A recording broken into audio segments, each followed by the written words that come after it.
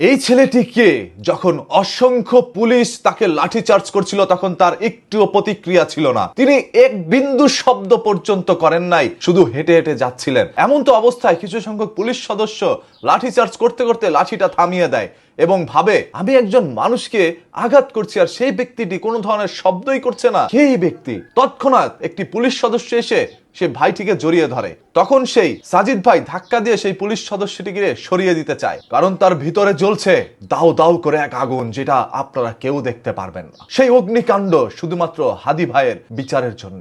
এই জন্যই তিনি রাস্তায় এসেছিলেন। মাদ্রাসার একজন ছাত্র কি সাহসী হতে পারে সেটা হয়তোবা বাংলাদেশের প্রত্যেকটি মানুষ গতকাল দেখেছেন এবং পুরো সোশ্যাল মিডিয়ায় ভাইটির ছবি শেয়ার করে বলছে উনি তো আয়রন ম্যান, উনি তো সুপারম্যান। হ্যাঁ, আসলে উনি সুপারম্যানের মতোই কাজ করেছে। এতগুলো পুলিশ যখন একজন মানুষের উপরে লাঠিচার্জ করে তখন তো সে ভয় এমনিতেই ধরে দিতে নাই। তবে তার মনের মধ্যে বিন্দু পরিমাণ ভয় ছিল না। সে রাস্তা দিয়ে ধীরে ধীরে হেঁটে যাচ্ছিলেন, আঘাতের যন্ত্রণা শরীরের মধ্যে নিচ্ছিলেন। আমরা শুনেছিলাম 1400 বছর আগের ঘটনা, যেখানে আমার নবী হযরত মুহাম্মদ সাল্লাল্লাহু আলাইহি সাল্লাম ইসলাম প্রচারের জন্য ভিন্ন দেশের মধ্যে আগমন করতেন। তখন তাদের সদস্য সংখ্যা ছিল মাত্র 100 থেকে 200 জন, তবে তাদের অপর পাশে ছিল দাঁড়ানো 1000 জন মানুষ। সেই 1000 জন মানুষকে মাত্র 200-300 মানুষ হারিয়ে দিয়েছিল।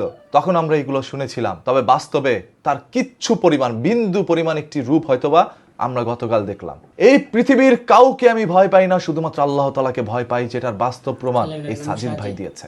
আরেকটি জিনিস সবাই মনে রাখবেন, আপনার প্রতিপক্ষ যখন নীরব থাকে তখন সেটা ভয়ঙ্কর প্রতিশোধ নিয়ে আসে। এটা ভয়ঙ্কর একটি রূপ নিতে পারে। আপনার প্রতিপক্ষ আজ চুপ করে লাঠির আঘাত সহ্য করে নিয়েছে।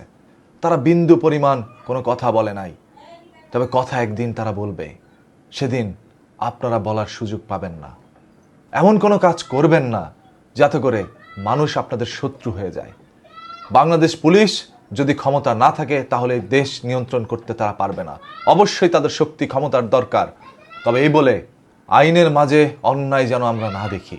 আজ পর্যন্ত কোনো আন্দোলন মিছিলের মধ্যে সাজিদ ভাইয়ের মতো কোনো মানুষ দেখি নাই, যে মিছিলের মধ্যে গিয়ে তারপর দেখেন এইভাবে পুলিশের সামনেও আস্তে আস্তে হেঁটে যাচ্ছে। তাকে যে পুলিশ আঘাত করছে বিন্দু পরিমাণ তার মস্তিষ্কে এটা ডাক দিচ্ছে না। তার মনে একটাই, আমি এখানে কেন আসছি, হাদি ভাইয়ের বিচারের জন্য, এবং সেটা যতক্ষণ মানা না হবে ততক্ষণ আমি এখানে থাকবো, প্রয়োজনে জীবন দিব। এরাই এই দেশের পরবর্তী ভবিষ্যৎ ভাই। এরকম সাহসী সন্তান এই দেশের জন্য দরকার। এদেরকে বলি দিয়েন না। এদেরকে বলি দিলে একসময় আফসোস করবেন, যেরকম ভাবে ওসমান হাদির জন্য এখন অনেকে আফসোস করছে।